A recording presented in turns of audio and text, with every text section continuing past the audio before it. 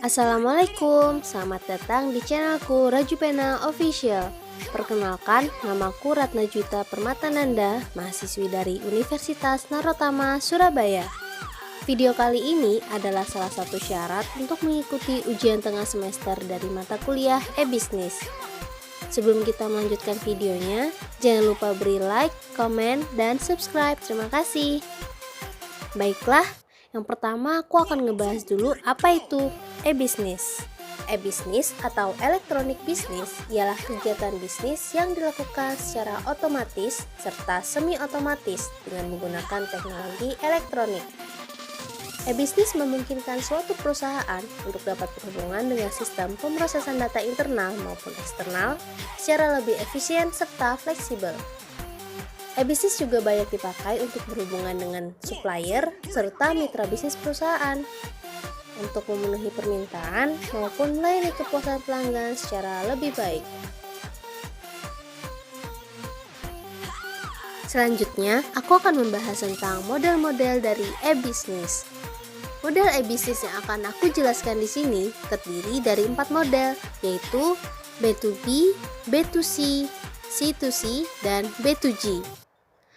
Yang pertama B2B atau business to business, yaitu interaksi yang dimungkinkan oleh teknologi antara organisasi dengan organisasi. Yang kedua adalah B2C atau business to consumer, yaitu interaksi yang dimungkinkan oleh teknologi antara individu dan organisasi. Yang ketiga, C2C atau consumer to consumer, yaitu interaksi di mana konsumen menjual produk secara langsung kepada konsumen lainnya. Biasanya individu mengiklankan produk, jasa, pengetahuan, maupun keahliannya di salah satu situs lelang. Dan yang terakhir adalah B2G atau Business to Government, yaitu model bisnis yang merujuk pada bisnis yang menjual produk, layanan, atau informasi kepada pemerintahan. Selanjutnya, aku akan lebih berfokus pada bahasan model e-bisnis C2C atau consumer to consumer. Untuk penerapan C2C ini dapat menggunakan e-supply chain management.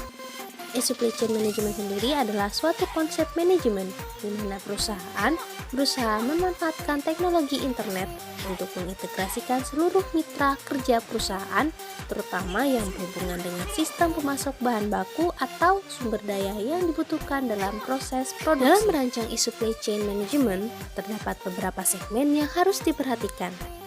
Segmen tersebut adalah Customer and Service Management, Manufacturing and Supply Chain Planning, Supplier Relationship Management, Logistic Resource Management, dan yang terakhir adalah Architecting the Electronic Supply Chain Management Environment.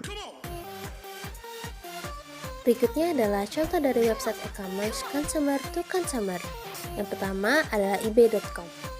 eBay adalah sebuah situs website lelang online yang memungkinkan orang-orang dari seluruh dunia melakukan jual dan beli berbagai barang dan jasa. Yang kedua adalah kaskus.co.id. Kaskus adalah situs forum komunitas maya Indonesia dan penggunanya disebut kaskuser. Di sini kita juga bisa melakukan kegiatan jual beli melalui forum yang sudah disediakan. Yang ketiga adalah olx.com atau yang sebelumnya bernama tokobagus.com. Merupakan sebuah situs web iklan baris di Indonesia yang difokuskan untuk membeli dan menjual produk serta jasa secara online. Yang keempat ada jualo.com, sama seperti OLX tetapi Jualo memiliki konsep penggabungan fungsi marketplace dan iklan baris. Dan yang terakhir ada carousel.id dan plelo.com. Sistemnya juga sama seperti OLX, merupakan sebuah situs web iklan baris di Indonesia yang difokuskan untuk membeli dan menjual produk secara online. Selanjutnya, aku akan membahas tentang kelebihan dan kekurangan dari model e-bisnis consumer to consumer. Untuk kelebihannya, yang pertama adalah membantu seseorang atau individu yang secara pribadi menjual barang atau jasanya secara cepat ke masyarakat luas.